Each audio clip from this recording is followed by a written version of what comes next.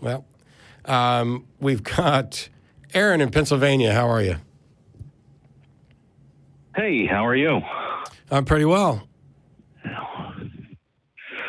Well, so the reason I called is that I'm in recovery from alcohol, and I have been going to these, AA 12-step meetings, and it's a complete God religion-based type of deal. And so they preach strict adherence to the rules and so on. And a man in my position is having a difficult time with this simply because I'm not going to pray to the magic bolt thrower in the sky twice a day. I'm not going to call somebody my higher power. And so, if I'm going to do a 12-step recovery type deal, and their whole basis is God, then my foundation of recovery is going to be bullshit. Yeah, I'm on record as being strongly opposed to Alcoholics Anonymous and 12-step programs for a number of reasons. They don't publish their recidivism rates. They, if you work the program and you stay sober, you count, and as soon as you don't work the program, you're no longer counted. So you don't know how effective their actual methods are. I think that personally, I'm convinced that they're in the position of substituting one addiction for another, where you replace your substance addiction with an addiction to the group or the program and everything else. And yet I'm still on record also as saying, if Alcoholics Anonymous is helping to keep you sober, then I'm happy about that, and you should continue. There are other options. There's SOS, which is secular sobriety. Unfortunately, a lot of these secular programs don't have a presence everywhere. There may not be one in your town. And apart from Googling to potentially find other solutions in your area, I don't know that I have anything else. Smart Recovery is one. Aaron, have you been able to try any of those secular groups? I'm familiar with the one that you just mentioned, Smart, but I haven't been able to actually reach out to them at this point. It's also scheduling and so on. Sure. It's also worth noting that every time I talk about Alcoholics Anonymous, I hear from atheists who are in recovery and in Alcoholics Anonymous, and they're like, oh my gosh, stop being so mean to Alcoholics Anonymous because it's saving lives. It may be. And as I said, if that's what's actually working for somebody, I know that I've been told that there are AA groups that are almost entirely full of atheists, and where all the talk about the higher power is basically a MacGuffin that just consider yourself or humanity or love or whatever to be your higher power. And I have my concerns with that, but I'm not an addict and I'm not in recovery. And at the end of the day, whatever is actually making someone's life healthier, even if it's a confusing, comforting lie, I'm fine with that, at least until we can find a way to do it without the comforting lie. Well, I understand what you're saying as far as both of those are concerned. And yes, I can say that they have helped a great many people. And if you're a theist and you have a sincere, deep-rooted belief, then this probably is a fantastic program. And, maybe in Austin or some more progressive type communities, they have a little bit more of a secular attitude toward it. Where I am, I'm in Pennsylvania and a little bit north of Philadelphia. So I'm sort of in the middle of the Bible Belt, and that doesn't help. We have people around here say, if you don't find God, then just, go pick the bottle back up.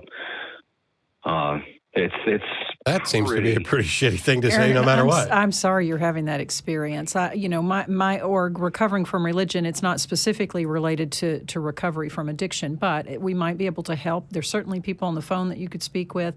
If you go to our resources tab, we endorse the Smart Recovery Program, and if you click on there, maybe something will have popped up, in your area. My heart goes out to you. I understand how hard the recovery road is in the first place, and then to be compounded by this extra layer of the supernatural piece that you've worked hard to reject and that you don't want to participate in. I understand that, and I'm sorry that you're having that experience. Please join us on the helpline or in the chat line if you feel like that might give you a little bit of help. And in the meantime, keep looking for an alternative to it. And as Matt said, if you can bypass the religious piece, I know the groups require adherence, but if you can bypass the religious piece and it's helping you because you're there with other folks that can share in your journey, keep doing it and just try to suspend that part of it. Yeah, that's been that's been my pathway so far. I believe that I'm intelligent enough to boil down the steps to their core, and a lot of the God stuff is, in essence, it's repeating a mantra. And yeah, I have a problem with him right from the outset. Could be helped by that. Yeah. Right off the bat, if I had what's the first step? Recognizing that you are powerless in the face. I think that's bullshit. I think that if the whole program is to empower you, then it's not that you're powerless. It's that you currently don't have the tools and the skills to be as powerful as you need to be. But making this, and actually there's a video that I'm going to be doing probably in the next week, which touches on a number of things. But the example that I came up with to illustrate a point is that you can give someone a ticket for driving while intoxicated, but you can't give someone a ticket for being an alcoholic. And we all recognize that. And yet, for some reason, mental health issues, addictions, they often put the person in a position where that individual is being disparaged for something that is beyond their control or beyond their immediate control. And what we should be doing, and what programs like Smart Recovery and SOS and others, and even just a therapist using, cognitive behavioral therapy, things like that, is giving people the skills to address the problems in their life in a healthy, science-based way.